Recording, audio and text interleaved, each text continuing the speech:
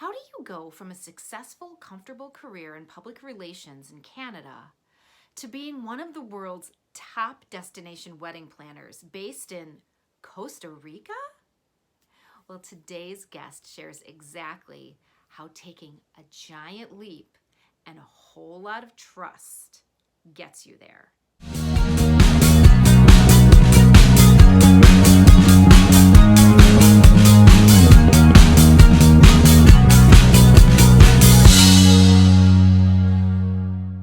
When successful PR executive Larissa Banting found herself taking a giant leap to Costa Rica in her reinvention after divorce, she had to figure out what she was going to do because her career didn't translate to the Central American country. But she found a way to reinvent and rebuild herself and eventually became one of the world's top destination wedding planners. Today, Larissa isn't just a destination wedding planner, which is still an incredible feat. She's also back to her roots in public relations. With the beauty of the internet and the connection that we can now have globally, Larissa is helping business owners and entrepreneurs show up and be visible, using her skills and the lessons that she's learned to be able to have a successful career. So today, I want you to listen to Larissa's messages because she speaks very clearly about how you can learn to trust and the importance of taking that leap, both in your life for your reinvention and in your leap in your career. So please welcome Larissa Banting to Real RAD Women. Larissa Banting, welcome to Real RAD Women. Thanks for having me. It's funny looking at our names side by side, Larissa and Melissa. I think we're going to have a very fun, congruent conversation today based on just how our names flow together so nicely. So the first Absolutely. thing, I love your Halloween decorations back on your thank you. Yes, I haven't had a chance to take them down yet. Oh, because it's been 2 whole days. It's November 2nd today that we're talking. So I think that you've got a little grace. Okay, good. Good to know. Good to know. Especially because looking out your beautiful window and seeing the gorgeous green and looking at the contrast where it looks like I am wearing grandma's sweater 4 times over. Tell us where you are. I'm actually in the hills just west of San Jose in Costa Rica. Amazing. And that is a big part of your story of your life that you reinvented after your divorce, correct? Correct. Oh, yeah. What I love about your story is that you took such a leap and put so much trust in a major, major change. I would love for you to share with this audience how you ended up from going where you were in Canada to being in the hills of San Jose and Costa Rica. Sure. Well, it's kind of it's an interesting story. I was a publicist since 1993, and I was working as a film publicist for a movie of the week. And we came down to Costa Rica to shoot it in November and December of 2001. And at that point, I was just going through my divorce. And I was like, okay, I was living in Edmonton. I had everything in storage. I was going to, after this movie finished, move back to Toronto where I'm from. And of course, like that's where all the major networks are stationed. And I basically had a position with like the top broadcaster in Canada waiting for me after we wrapped. Yeah. But I met this very handsome actor on the set, and it's crazy. So I came back to Canada. We wrapped the film. I think it was like December 20th was our last shooting day. And January 8th, I was on a plane back here. Yeah. That's a great time to go back to Costa Rica. So you were filming the movie during the rainy season? Yeah. Well, we were on the Caribbean coast. So even though it was quote the summer, we had a lot of rain. We had a lot of rain. Yeah. We had a lot of rain. It was pretty crazy. But then coming back to Edmonton in, Right. Get me out of mid-December, here. Yeah. get me out of here. Yeah. I feel like Yes. I was looking at parka. So and I just was like, okay, I came back to Costa Rica, and I didn't speak Spanish at that time. Back then we were still on dial-up internet. So, there was no laptop lifestyle. There was no Wi-Fi. There was no social media. So I couldn't run my business. Like I couldn't be doing my job from here. Like I had to be back in Canada. So, and everyone thought I'd lost my mind. Like they're like, "Are you going through an early midlife crisis?" of course. Instead of a little sports car, moving to a different country. And I didn't have any savings or anything like that. So it was like a pretty bold move. Let's put it that way. And when you came back in January, you came back to stay. You were planning to move. It wasn't just I'm coming back to visit. It was it was. The funny thing is, like, Roberto, who's now my husband, he was like, "Hey, like these friends of ours they're renting this sailing ship for like a sailboat for like 10 days, and they've invited me, and you can come along." So I thought, okay, well, if things don't work out, at least I'm getting a sailing trip out of the deal. Yeah. Yeah.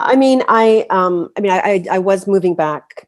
I was coming back to Canada in May because I had, so like every year I worked on the children's television series, and that was last year. We were going to be wrapping. So I still had like my stuff in storage. Like I had all the loose ends I had to take care of. Sure. So I was coming back to Canada, but the idea was I was coming to Costa Rica to see, is this where I'm going to stay?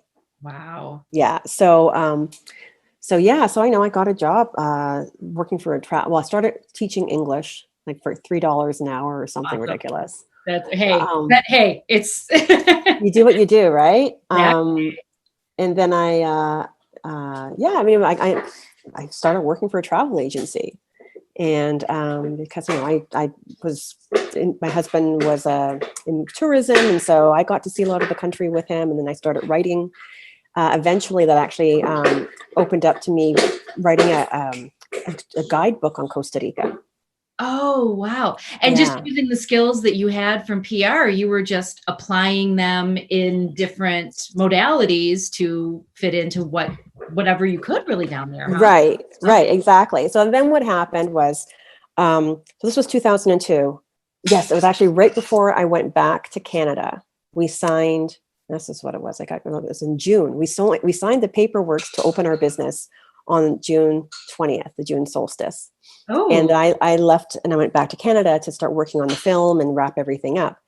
And then when we got back, I started doing wedding planning because the travel agency I was with, their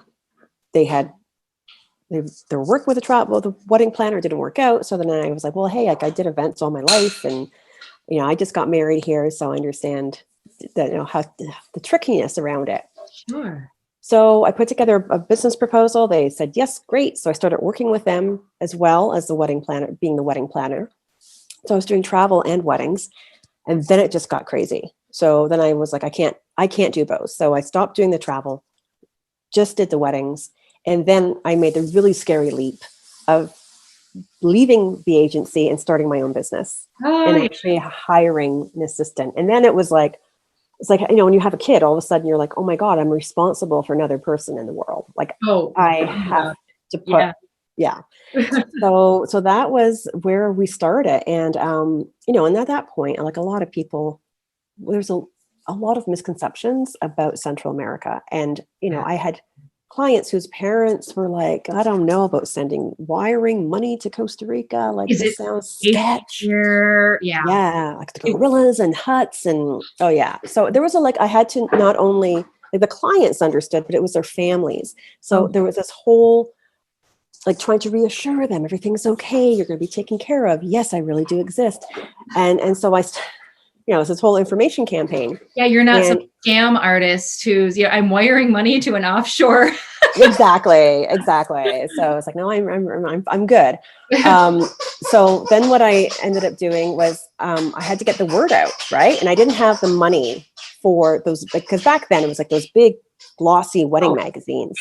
ads. And I used to work in advertising, and print advertising, and wedding magazines are so expensive to run advertising in, and you don't get a lot of opportunity. There's like, okay, we're brides magazine. It's not, especially back then, they weren't as frequent. Yeah. Oh yeah. So it's like I had all that kind of stacked against me. So I was like, okay, well, I put my PR skills to use. So I started, getting like our real weddings and submitting them. And we were the first wedding out south of Mexico to get into a major bridal magazine. And then that just kind of snowballed. And I actually hired a publicist in New York, because with me being in Costa Rica, I didn't have the connections, again, because it was a very different world. Like, oh my gosh, there's so much 15 physical. years ago. Yeah. Yeah. It's doing things now is so very different if you were starting this now, you probably would have had a very different path. Yes. Completely. So Yeah. when you were starting this, when you made the transition to leave, you mentioned the leap to really launch into the wedding full time and leave the travel agency, the comfort of that stability there behind. I mean, you left the stability of that and the stability of even the job in Canada behind, because that was a really solid thing. When you made these changes, what was your big motivator to take that extra leap and to move beyond that security that you had? It's interesting because right before right when I was starting to go through the whole divorce, I had a job at the city. So I was working for the municipal government. Like, that's one of those jobs where you go and you never leave because you're set. You're set. I mean, like when I applied, there was 300 applicants for that one job. Yeah, it was crazy. And, and actually since like in the entire history of that position, there's been 3 of us. Like the person that took my job is still there. Oh my gosh. Yeah. Almost 20 years later, because you've got your coffee breaks, you had your time off. And because we ran the theater and art department, we had time and a half in lieu of overtime.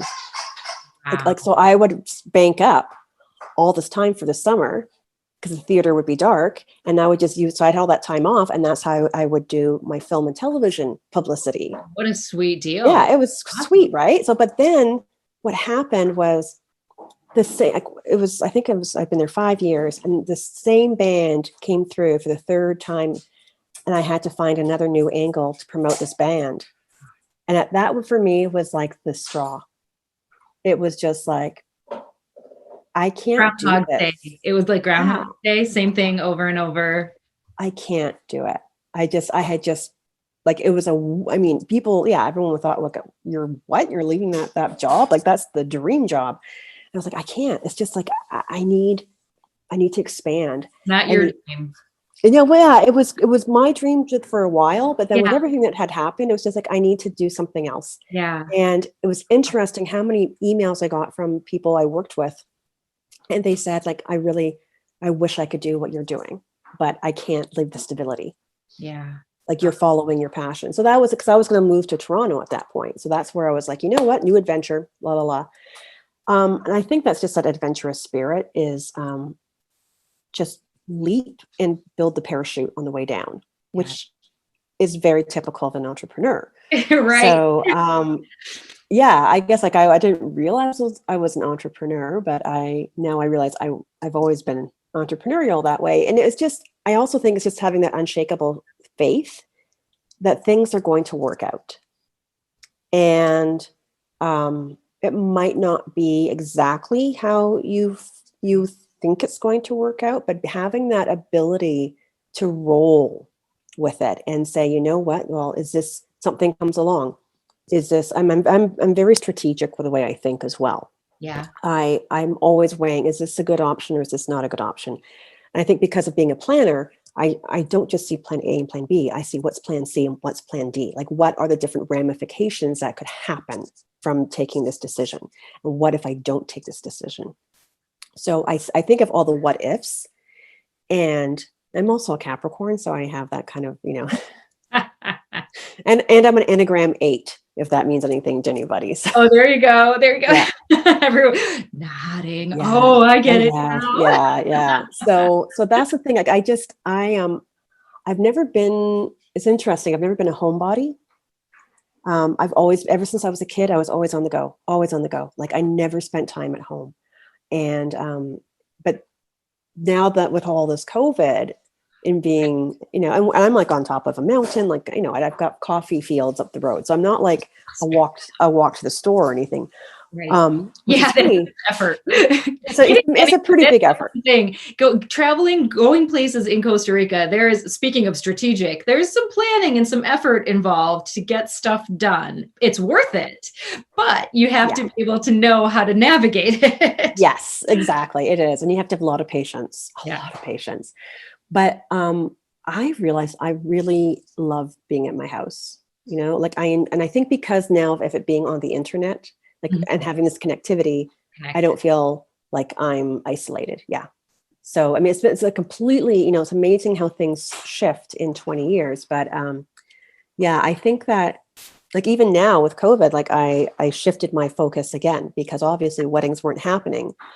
But I also was getting to that point, like after 18 years, I have a 12-year-old daughter. She's in competitive horse jumping. Every weekend is competitions. And it is every weekend there are weddings. And it's travel, but it's also the travel, like here, like it's not just like if I was a planner, say in North America, it's like, oh, I'm just going to the Marriott. Exactly. Like, you're not in New York City, or you're not in Toronto, where all of the venues are right around. It's very different. Oh, that's a good point. Like so your life sometimes is not, I have to drive 4 or 5 hours one way. Not uncommon. Totally. No. Totally. So you were seeing that your life again your dream was now shifting to have some different elements to it. Yes. And I came back, which is back to my first love, which has always been public relations. Oh, awesome. So yeah, so it's been an interesting journey, but I think, again, it's that, self-assessment, like what are my skills? What am I good at? What do I enjoy doing? And how can I bring value? So by taking a look at, and that's what I've always done. Like I'm now, I look back and see the pattern of my life. It's always been, part of it is like, sure, I can do that. It's like that, like I'm not self-doubting myself. Yeah, I was just going to say I can sense, I mean, not only the great amount of self-belief, but also a deep amount of that trust. Like you said, you trust that things are going to work out, and you trust in because you are strategic, you trust in your decision-making ability. And when you choose something, you seem to have that clarity that, yes, you know what, I'm convicted. I chose something based on my analysis, and I'm going here. I'm confident in my choice. Yeah. Which I think is really, because when something doesn't feel like an alignment, like, it's like I go a lot on my gut. And if it's like, because I've had a lot of opportunities come my way and they seem like they're great, but there's something like right there. And it's like, and it's this little voice like, yeah, I don't think this is really going to work out. And inevitably it doesn't, like marketing director for luxury men's underwear. That was a lovely, I tried it for a while, but they just didn't have the startup to really take off with it, but I tried it. I was like, sure, I can do marketing and I don't wear men's underwear, but what the heck, I know men. I know men. Yeah. Yeah. So, but I think that, I think that, I think it's women too, that we tend to, because we're the nurturers, like we usually have so much on our shoulders that like, it's not just us that we have to worry about. It's about the family and the kids and everything. So we're usually, I think, more just hardwired to be more cautious and to be more reticent about taking those leaps. And often put ourselves in the back seat because of the other people that we're caring for and nurturing, and making decisions based on those things sometimes. So, and what I love is how you said that you didn't recognize or know that you were an entrepreneur until you realized that all of these choices that you actually operate as one before you even were one. And I see that synergy with even reinvention after divorce, reinvention after any major shift in your life, when you really take that stock and observe that there are changes that are imminent, how do I go about making them? There are really a lot of similarities between being an entrepreneur and just rebuilding your life. Yeah. So tell me, when you are working with people in PR, particularly entrepreneurs, so many women, we talked about this a little bit beforehand, so many women who I speak with who are working to reinvent, rebuild, redesign their lives are interested in stepping into some sort of new chapter in their career.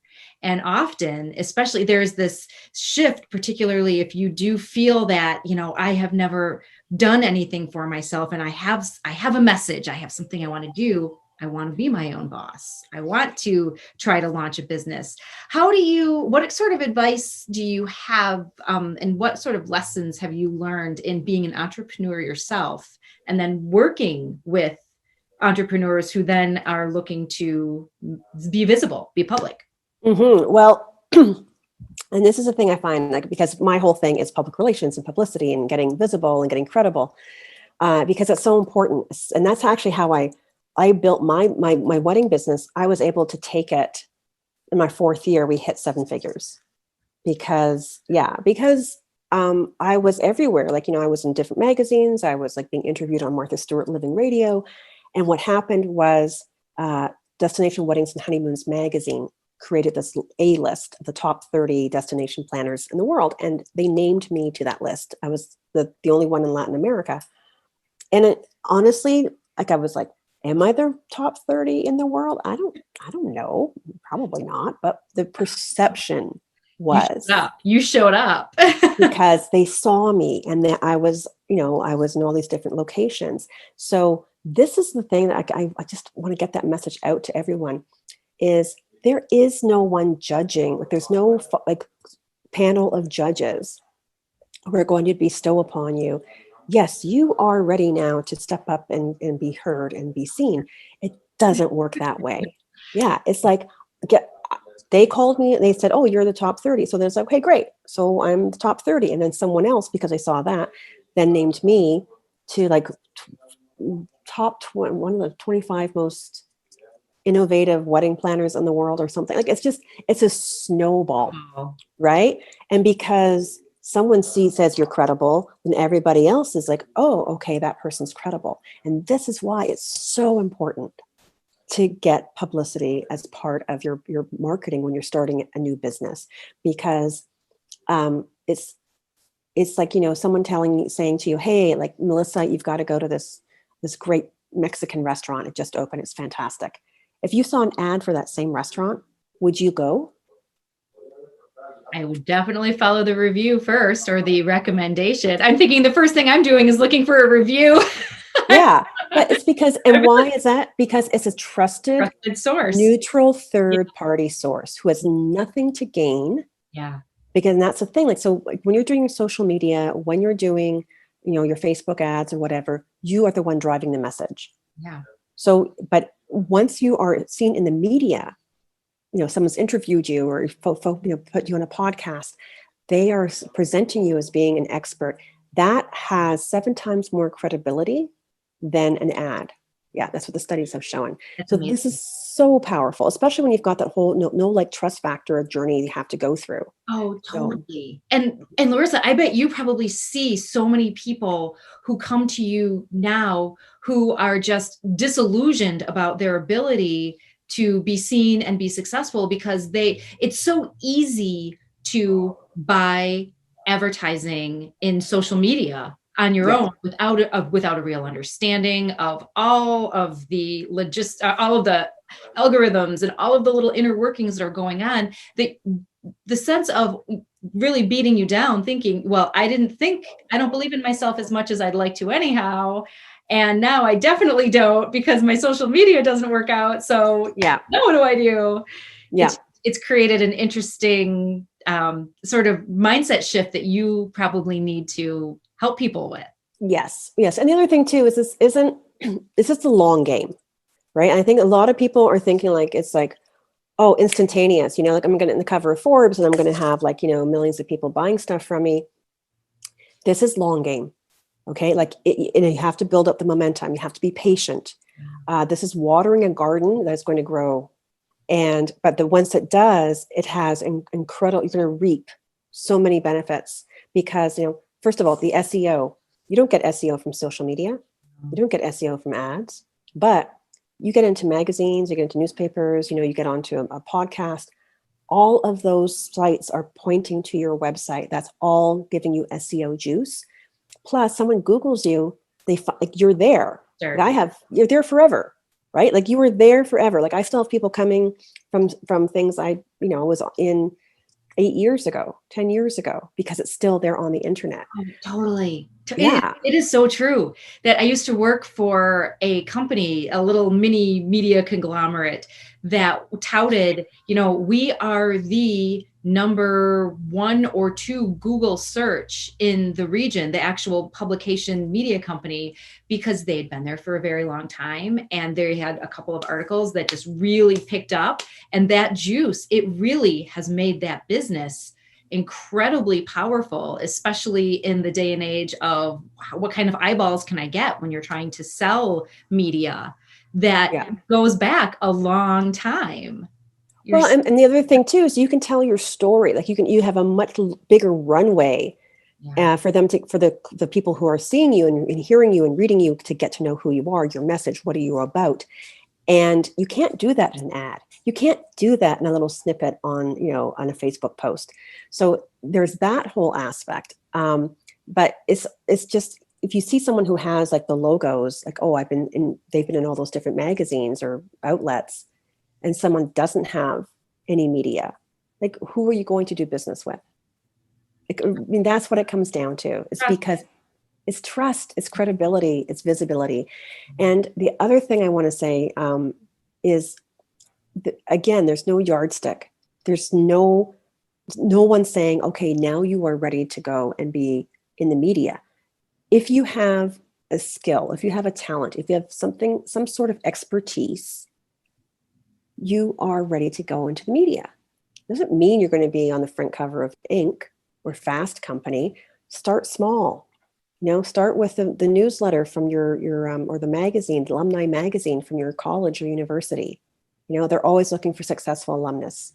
And when you go into these smaller publications, that like if your hobbies or if you're involved in some sort of a charity, those are your people. Those are members of your tribe. Like they have an affinity with you. They are going to be much more in tune and much more open to what you're doing because you're one of them. And they want to support people who are like them.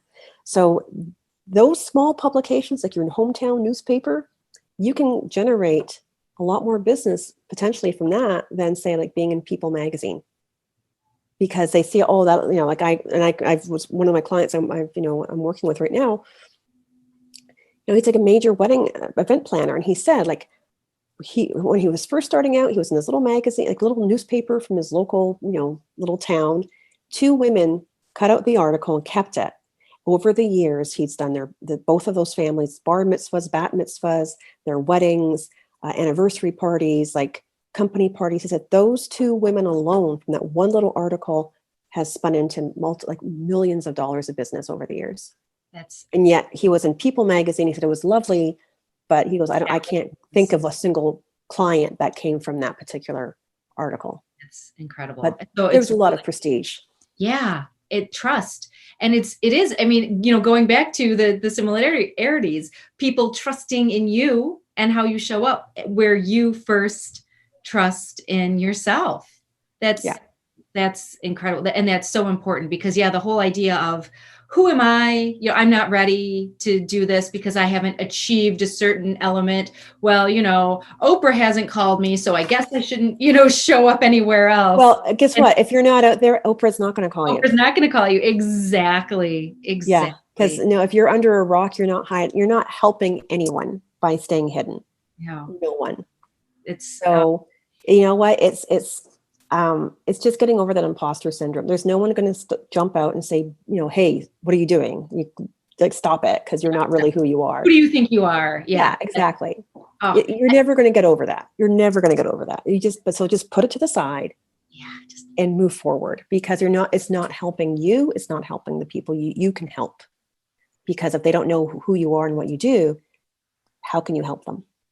That's incredible. I love, love, love your angle because you embody this, you've lived this, and professionally, because of your understanding through PR of showing up and being visible, the imposter syndrome is something that, is another symptom of coming through rebuilding a life after divorce, and that fear of judgment and the fear of people thinking, well, who is she to do this? And I can't believe she's doing this. And it's really moving beyond and showing who you are. And then that trust happens and that you don't have to worry about it. No. And guess what? Are those people who are like, meh, meh, meh, meh, are they the ones putting food on your table? Right.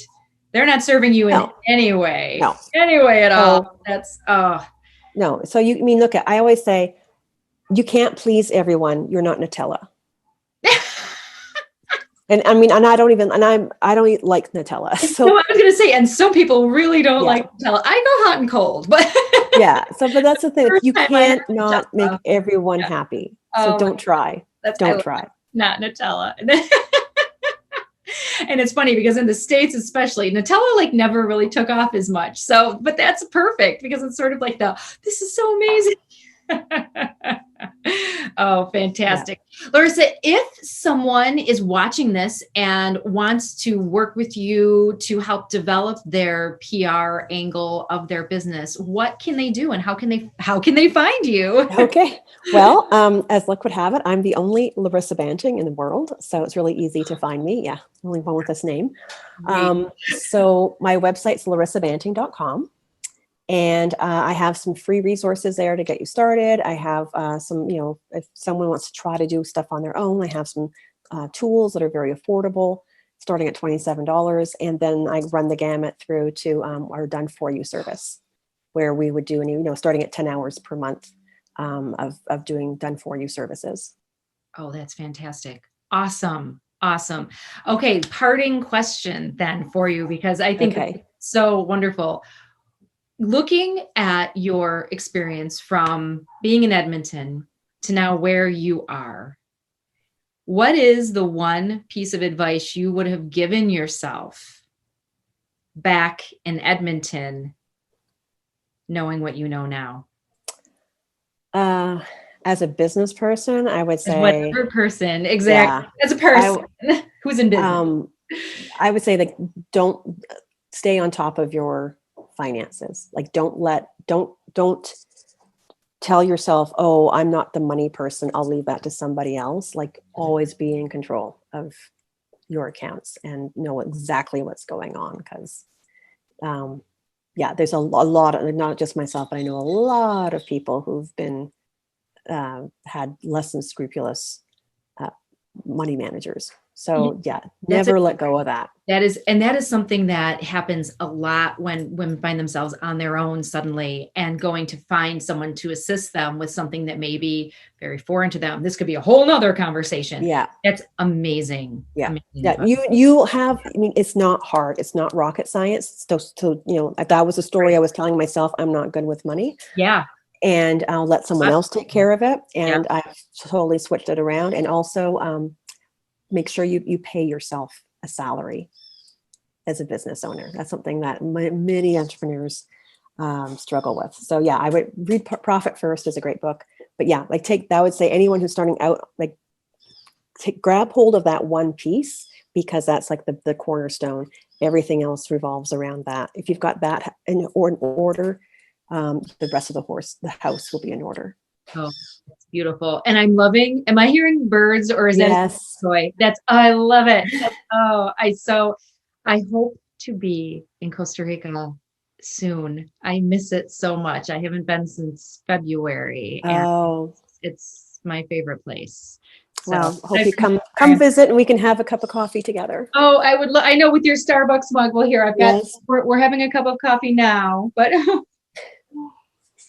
with our coordinating blue. So that's awesome. Larissa, this has been amazing. I think that you have shared so much great information that's really relevant to women who are working to rebuild and reinvent, because it applies whether you are an entrepreneur or not in any facet of your life. The things that you shared can really help get you in a place where you're a lot happier, you're a lot more just in flow with everything. yeah. So Yes, you definitely. can't be more ease and flow than in Costa Rica. So. It's true. It's all pura vida.